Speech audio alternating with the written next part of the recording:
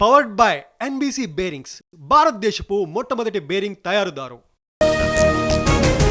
MLC పదవికి కవిత రాజీనామా, speaker format లో రిజైన్ లెటర్. గుత్తా సుఖేందర్ రెడ్డికి కవిత ఫోన్.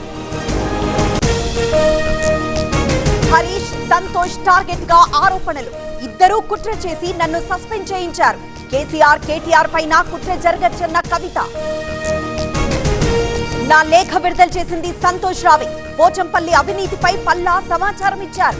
అన్ని బయట పెడితే ఇబ్బంది పడతారన్న కవిత. నిజం మాట్లాడినందుకు మూల్యం చెల్లించా, ప్రజల కోసం ఇంతకు 100 రెట్లైనా భరిస్తా. టీఆర్ఎస్ రియాక్షన్స్ పై కవిత ఆసక్తికర ట్వీట్. తెలంగాణ భవన్ కు జాగృతి కార్యకర్తలు. రావులకు కవిత రాజీనామా లేఖ అందజేత. కవితకు మద్దతుగా జాగృతి కార్యకర్తల నినాదాలు. కొందరు హరీష్ ను టార్గెట్ చేశారు. ఎవరి లబ్ధి కోసమో ఆరోపణలు చేస్తున్నారు. ప్రజలు వాటిని నమ్మరన్న బీఆర్ఎస్. రేవంత్ వెనుక మోదీ, చంద్రబాబు ఉన్నారు. కేసీఆర్ గెలిస్తే దేశ రాజకీయాల్లోకి వస్తారని వారి భయం. కేసీఆర్ పై రేవంత్ కుట్ర చేస్తున్నారన్న జగదీష్. 1,00,000 కోట్లు దోచుకున్న వారి ఇంట్లో కలహాలు. చెత్తగాళ్ల వెనక తానెందుకుంటారన్న రేవంత్. దోపిడీ సొమ్ము చిచ్చు పెట్టిందని కామెంట్. ప్రజా సమస్యలను పక్కదారి పట్టిస్తున్నారు. కవిత రాజీనామాతో ప్రజలకేవీ రాదు. 2 పార్టీలు డ్రామాలాడుతున్నాయన్న బండి. కవిత, కేసీఆర్ విడిచిన బాణం. కవితకు తెలియకుండా అవినీతి జరగదు. వాటాల తగాదా మాత్రమేనన్న మహేష్ గౌడ్. ఎక్స్ లో బయో వివరాలు మార్చిన కవిత. మాజీ ఎంపీ, తెలంగాణ జాగృతి ఫౌండర్ గా మార్పు. ఎమ్మెల్సీ, బీఆర్ఎస్ అనే పదాలు తొలగించిన కవిత. కాంగ్రెస్, బీజేపీలు కక్ష సాధిస్తున్నాయి. సిబిఐ మోదీ జేబు సంస్థ అని రాహుల్ అంటారు. రేవంత్ మంచి సంస్థ అంటున్నారన్న కేటీఆర్. ప్రతిపక్ష హోదా ఇవ్వాల్సింది ప్రజలు. బ్లాక్ మెయిల్ చేసే రోజులు అయిపోయాయి. వైసీపీ నేతలు ఒళ్లు దగ్గర పెట్టుకోవాలన్న సీఎం.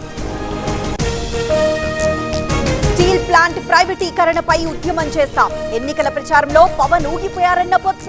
ఇప్పుడు పౌరుషం ఏమైందని ప్రశ్న.